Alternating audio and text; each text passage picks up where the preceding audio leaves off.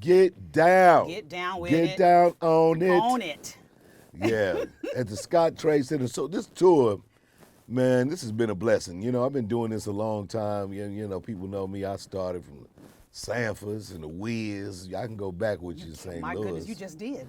And so, but to be able to come and do the Scott Trade Center, man, years later and still have that kind of appeal and, you know, the love from the city, that's very important, man. And I'm bringing my guys in, George Lopez, D.L. Hewley, Eddie Griffin, and Charlie Murphy. All of us are the Comedy Get Down crew. So how do you choose who? And how long does it take to pull together that kind of a crew? You know, again, we got together. I think this was really a blessing because it was a philanthropic effort. We first got together, that was almost 2 years ago. We went to Peoria, Illinois, because there was a statue of Richard Pryor that wasn't finished. And it was just like in this warehouse. And so Wow. George Lopez found out about it. And then he just kind of called all of us to ask if we were willing to donate our salaries and just give it so we can put this statue up. And you said yes. and I said yes, and all these other guys, everybody on the tour said yes. Even Mike Epps, but he stepped off to do something else, but he was the other guy that was on the tour at first. And so, and then, you know, it turned into a tour. It was just a night, you know, and so we were giving some love, and then now it's blessed us to be out on the road 2 years later, rocking it all around the country, about to go around the world with it. We can't help but think of Kings of Comedy, of course. Exactly, yeah. Well, I mean, in the King, people always ask, when y'all gonna do the new Kings, man? Y'all got to get back together. One, you right? know, it's Only one. I mean, we talked about it. We tried before. My late brother Bernie Mac passed. We all tried to do it again, but once he passed, you know, none of us really thought it was right because we kept going on. Who do you replace him with? And it was all these names. You're like, No. Yeah, no. So, you know, now we just rocking out and keeping it new. I mean, it's me and DL. Plus, Steve got 13,000 jobs anyway. He don't need another one. one. What he gonna do? What else? Did the man get to live at all? I mean, talk show host, game show Now host, with little kids. little kid host, commercials, Miss Universe. He the only one in Miss Universe could not really just ruin his career. It made it even bigger. Yeah. Oh, he blew just up blew up after right that? after that. I said, this boy falling upstairs. I can't believe it. That's a great line. Yeah. You're so lucky you fall upstairs. Yeah. I like that. Is your set finished for Comedy Get Down? Oh yeah, with my set that I'm gonna do tomorrow. Yeah. I'm writing it. I'm still I got big pieces. And the thing about it is that, you know, we're all headliners. We're all used to being on stage an hour, 15 minutes on our own. We have to do 25 minutes on this show. So we're 25 to 30 minutes top. So it's now you talking about editing down to make one of them speeches. Yeah. You know, like when you have to go up and speak, and Carol, and they be like, you know what, we've got the president here. We're now gonna have to edit you down. You like, I was supposed to be the keynote. No, and I take my husband with me because he'll be back there, you know, doing some sort of sign like you going on too long. Get off. Enough already. That's the official reel it in. Yeah, reel her in. Somebody reel her in. I'm married to her, but Yeah. reel her in. Yeah. So I can't imagine how hard that is, though, because Yeah. you could go 2 hours. Easily, and especially here, you know, like for me to have so many personal connections to things and see it in such a personal manner, you can find yourself just talking for a while. They'll probably give me more time. The guys, they'll be like, yo, this is your hometown, man. Go on, rock out, Well, yeah. Because I go last anyway. So even on the tour, I'm always the last comedian. Am I under the mistaken impression? I thought this is your baby. This is your baby. No, this is George's tour. Oh, don't tell George I said that. Yeah, but actually, George created this tour. He's the one that called everybody and asked us to do it, and and so it was one of these things that, of course, he and we're very good friends, and we were able to make it more of a business, and so that it is today. But originally and initially, it was all we all give credit to George having the idea of doing that statue. But because this is your hometown, you get to go last. Well, I've been going last. I go last on the tour. Just it's just one of those. Makes you the headliner, okay? Because I'm Cedric the Entertainer from STL. You know what I mean? What you gonna do? And how much of STL is going to be in? You don't have to tell me any jokes right now. But how much of STL will be in it. See, I'm editing right now. This is what Okay. I'm looking for. I'm trying to figure out that show because I got really good jokes that just have nothing to do with St. Louis that I want to make sure that my Right, people hear. right. They go like, oh, my man, funny.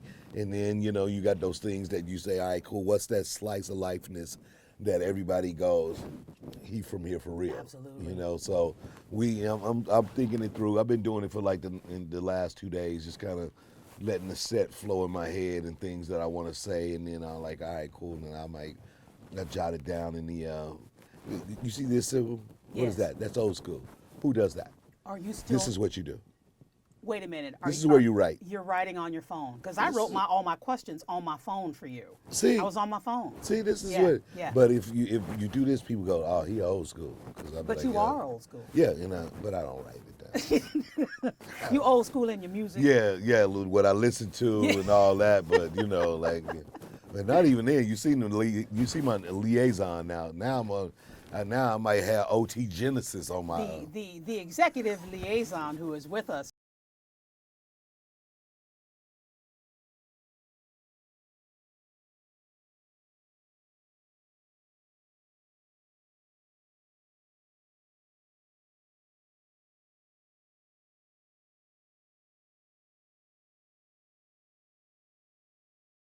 He could. Yeah. I think I could take him down. That's what it looked like. That's what what he looked everybody like, but- assumed.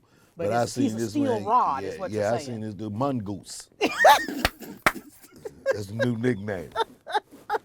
Hey, do you want mongoose on the business card or executive liaison? What you want? Executive liaison. Well, you got to be able to say it, brother. You got to he- be able to. He just learned it. He just told me what I do. He don't even know how to spell it.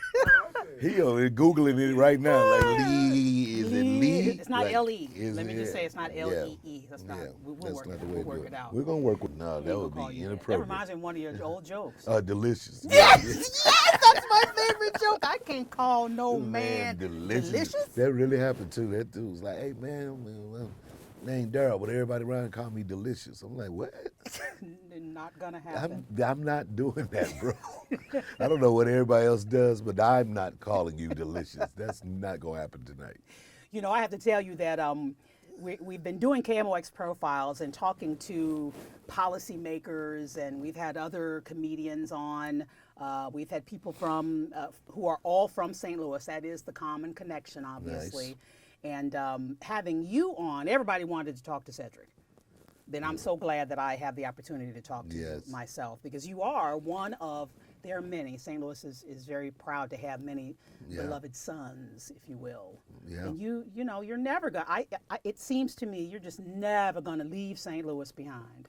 No, it is a lot of love there, and it's one of these things because you start doing comedy not knowing that you'll ever become a national personality. I mean, a lot of comedians, we just love the opportunity to go on stage, and you have dreams or aspirations that one day it'll lead you to TV or whatever. But Right. when you're in the Midwest, especially like when I started, it just seemed like, you had Damon Wayans, big guys, Eddie Murphy. They were all celebrities. They were all big shots.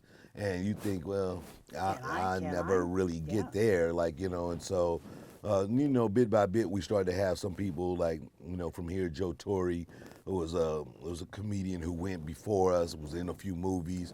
And so, and he was more in my age group. So he's somebody I could look at and go, you know what? All right, so Joe was from here. He gone. He making it. That's dope. And you see him on Poetic Justice and a few other movies, and so you have that inspiration to go and try to do it. And of course when we get out to LA, we a little surprised because we can live in a house out here for $1,700 a month. Exactly. You get out there in a 1-bedroom apartment, it's $40,000 a month. That's just You insane. just so you wondering like people are homeless or everybody living together. You think they big stars, and it be like 9. They got 9 roommates. And waiting tables. Yeah, and you're like, wait a minute, aren't you on Be like, man, it's hard out here. So it is one of those places where you have to strategize and go prepared. And I left after building up my career here, and I try to tell people that when they ask me, how do you do it? Try to become strong where you are. Don't think that you got to move right away. But I built up my career here doing the Wiz, doing Sanford's, doing Hunter's Lounge out in Florissant. I had like little nights and then end up ultimately joining on with the Funny Bone. And then, I was able to go and make a career out of it. And did you make a conscientious decision early on to not be profane? You know, my mom was an educator, a school teacher, and it was one of those things where she would often, express to me that it wasn't necessary for you if you have the words. There's no reason for you to curse. Now I do, but because I don't, it's not egregious. Most people think that I don't at all, and so people go like, "Oh man, you're such a clean comedian." That's why I said profane. Yeah. 'Cause you might throw in a curse word or two or three or five. Yeah. But you're not profane. Exactly, yeah. And again, I think that was something, again, it was a blessing from my mother who, was a wordsmith and just thought it was more important for you to be able to communicate and say exactly what it is that you're saying without, again, you don't have to be profane to do it. I had the honor of meeting your mother, like, oh man, I'm trying to think, it might have been 15 years ago, a long time ago when I first came here to St. Louis. And I met her, and I think I walked away, and someone said, "You know who you were just talking to?" And I'm like, because she just said she listened to me on the radio, and she liked the work that I did, and I was like, "Oh, thank you. And then I walked away, and someone said, that's Cedric's mom." And then I went right back. I'm like, "You didn't tell me." She was like, "Well, I don't, Yeah, she don't worry about it, so. Do you miss her voice? Do you miss her? Yeah. It's so many little things, and we would talk like all the time late at night. So she was a night owl. I was a night owl. I could just call her and start talking, Yeah. like we've been talking. Like that's the kind of that's what Yeah. I miss, those conversations where you just jump right in. You don't even everybody kind of remembers the context from the last time. Right. So but that's the thing you kind of miss the most. When you lose a parent is that comforting those non-word plays, Right. that the little looks of love and that little hand touch. We would, even as a kid, as a kid and then going into an adult, you still have this habit of holding her hand when we would walk sometime. Like that was sweet to us, so. You remember that as a kid, like that's what you did. But as we got older, it became more and more of a play again, That's wonderful. Yeah. So what kind of parent are you? My kids love me. They think I'm the best. And then the truth. And then they go like, ugh. No, you know what, Who's the disciplinarian? my wife. I mean, she has to be. I mean, for the most Right, 'cause part. you travel. Yeah, I travel a lot, and they can try to pull wool over my eyes, but we're pretty much in sync. So they know when I come home that they can't really get away with anything. That my wife has probably updated me on most of the things. So, the boy is probably the hardest. He's 15, and because he's the boy, I have to go and and Check make him. sure he understand what's going on while I'm not here. That he not running nothing. So, if he's in there trying to get away with a few things, 'cause with that macho and young man attitude, then I have to Smelling let him- himself, yeah, right? Yeah, but hey, my man. It happens. I have a 16-year-old. Yeah, I heard what's happening, brother. What's going on? Huh? Yeah. Yeah. Yeah. You didn't think I knew. Right here, I'm on you. Have a seat. So, and is she daddy's little girl? Can she? Yes. I mean, is she Yes, just rapping yes. you? Yes, Happened a long even time now, ago. I've been on the road for a week. She texts me every night, Daddy, I love you. I haven't heard from my son in weeks. I don't know where he is. Haven't heard. But That's budding manhood, right? Yeah, exactly. And then I have a daughter, Tiara, who lives here. Well, she's just moved to Dallas, so she's growing and trying to find herself. So Is she we're following your spreading footsteps them. at all?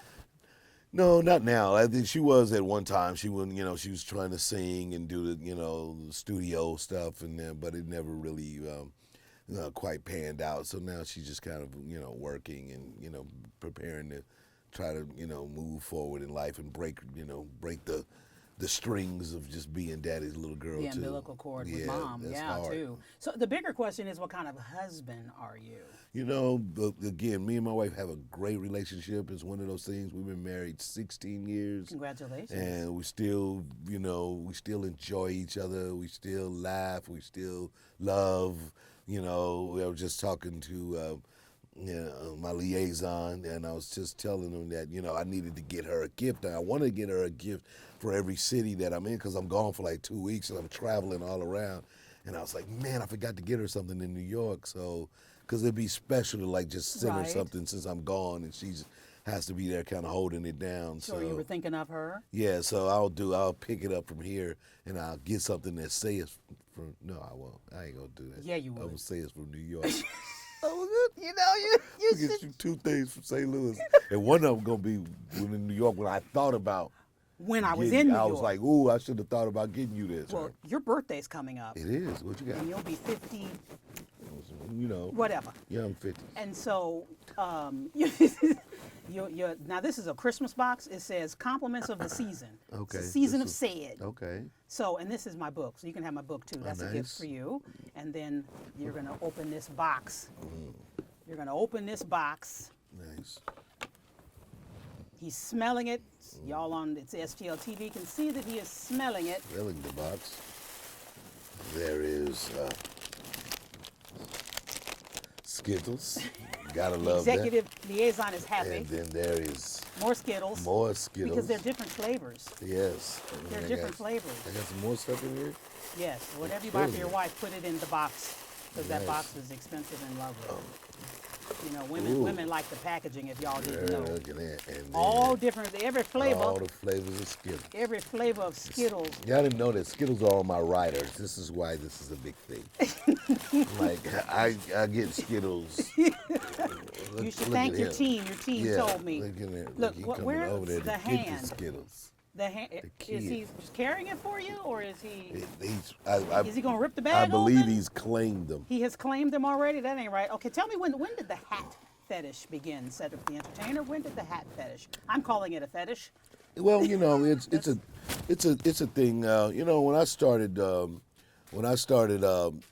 doing comedy, when I started doing comedy, I wanted something that was distinct when I was going on stage, and so it was a group of guys when I was in high school.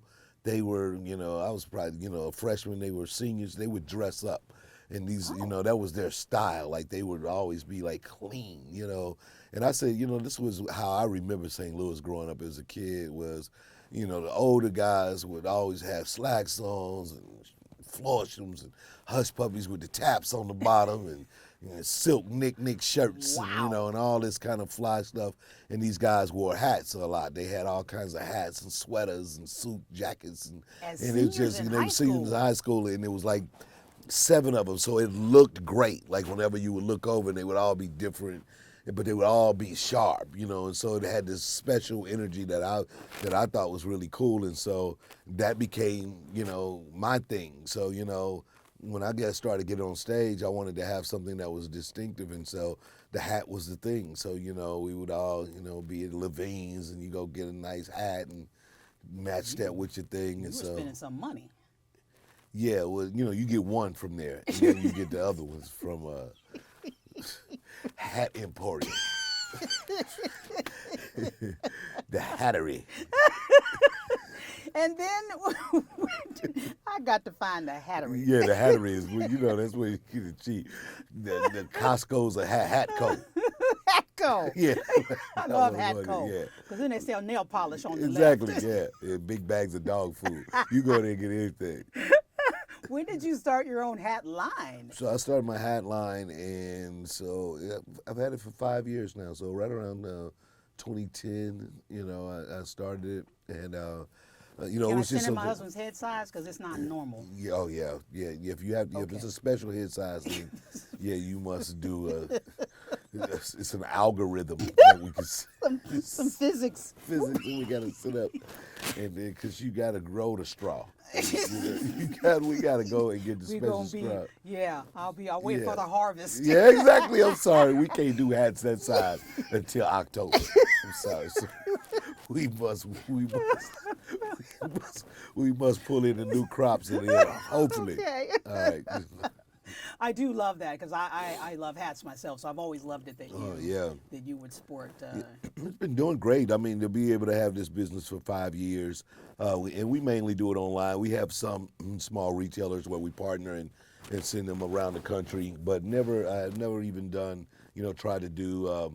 We tried to do like the big box stores, Macy's and all that, but you have to have more than one SKU, meaning like you have to have sweaters and something else. You can't just do the hats.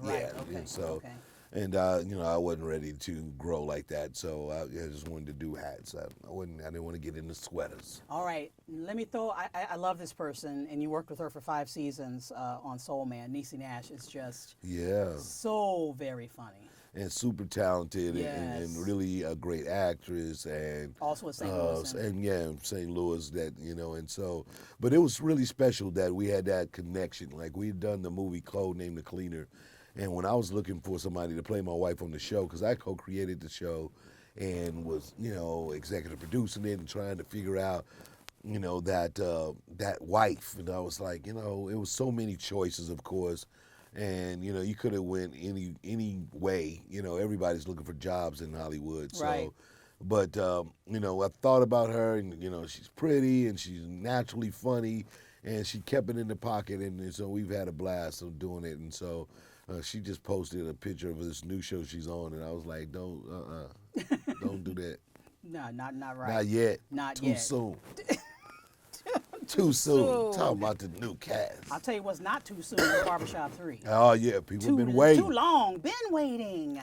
Yeah, I think they wanted to do that little spinoff one time with the Beauty Shop movie with Latifah. Yeah. And they kind of, we had to let the franchise just kind of find its own way. And so, but a great writer did this one, which we were happy about. The guy, Kenya Barris, that does Blackish, which is hilarious. Which is hot. And he ended up writing this Barbershop for us along with another young lady.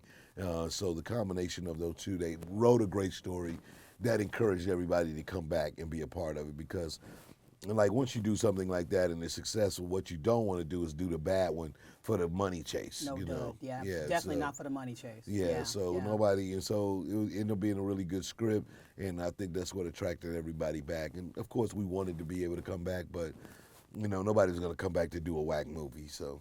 At all, good. Especially with something that was loved as exactly. much as it was loved, And this one is great. Everybody's going to enjoy it. It's a really great story, strong, funny. It's you good. are your... And I'm Eddie. I'm in there keeping it 101. Did you model Eddie? Did they write Eddie and you just fit into it, or did you model Eddie on your barber from the 70s? What I did with the character was really just kind of make a combination of different people that I knew. They weren't even barbers. They were just like, I just remember like this one guy that used to be in my mama's church, and he was just stern and wouldn't play with nobody, and he like, you don't know how to be around him. Like he just never really, He's snapping all the time. Yeah, and he wasn't even mean. He just was stern, just like, boom, like that's it.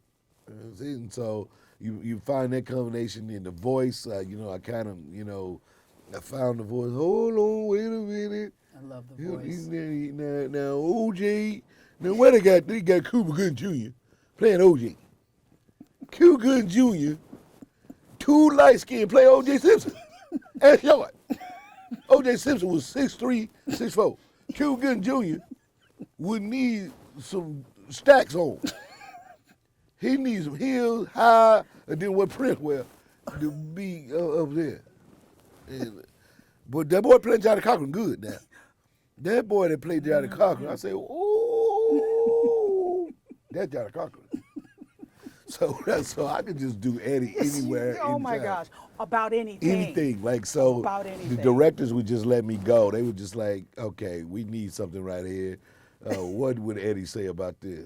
What would Eddie say about what? And just turn them on. So when I watched Barbershop previously, you were ad-libbing? Yeah, most of that was just me just coming off the top, just being the guy. Like and so they would have they would have things that I would need to say so that the other actors would know. Right.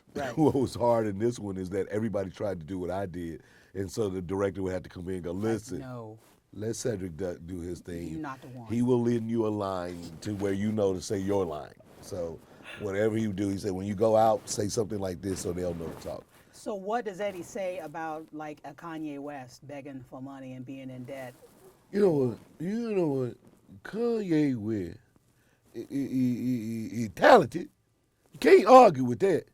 You can't say, the boy talented. But who cares that a millionaire is 50 million in the whole? I ain't never seen 50 million. You know who owed me some money? Who? Kanye little cousin. Randy West owed me $50. You talk about it. Let's start there. Start with $50 and then we talk about your 50 million. Well, let's do something more reasonable. 50 million in the hole. Ain't nobody got what that good say? Ain't nobody got time for that. Ain't nobody got time for that. I ain't got time for it. Would you I don't know if you want to do a game show again. I don't know if was that ever, how did that come about? That was actually, I really enjoyed doing the show. You and of look course, like you enjoyed it. It was fun because Steve was doing Family Feud, and I called him. We was talking about it, and they offered it to me. I think mainly because of his success, and then most of the business still sees us as this 1-2 punch, right? So that became the real thought process. Like Steve's doing Family Feud. What if we get said to do, Who Wants to Be a Millionaire? Like, all right, well, it's a big show. Meredith was stepping down. She was getting her Right. talk show. Right. And so, it was a really good show to do. And I had fun. We had a great crew of people over there. And then they wanted to shrink the show. They wanted to move it to Connecticut.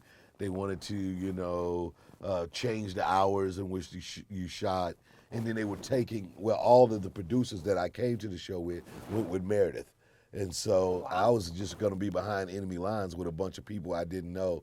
And I just rather not take that chance. I was like, I don't know these people. I don't know, it's not really why I came to do the show. I did it because all of these people that were here.